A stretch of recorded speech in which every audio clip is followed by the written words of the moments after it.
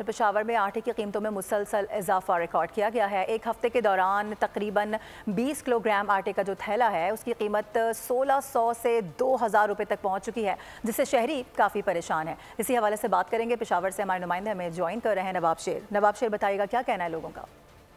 जी बिल्कुल, पेशावर में आटे की कीमतों में मुसलसल इजाफा देखने में आ रहा है और आटे की कीमतें जो है वो एक बार फिर बढ़ गई है। 20 किलोग्राम आटे की कीमत 1600 रुपये से 2000 रुपये तक पहुंच गए है, जिससे शहरी जो है वो काफ़ी परेशान दिखाई दे रहे हैं। शहरियों से इस हवाले से बात करते जी, आटा एक बार फिर महंगा हो गया है, बिजली भी महंगी है, पेट्रोल भी महंगा कर दिया है और अब आटा भी महंगा कर दिया, क्या कहेंगे? बस जी कहने की ये बात है सर जी कि अल्लाह ताला हमारे ऊपर फजल करे, अल्लाह ताला हमारे ऊपर करम करे।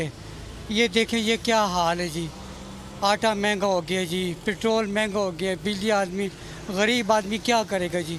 तो गरीब आदमी क्या करेगा? गरीब आदमी तो फिर चोरी करेगा जी, तो चोरी करेगा तो क्या करेगा?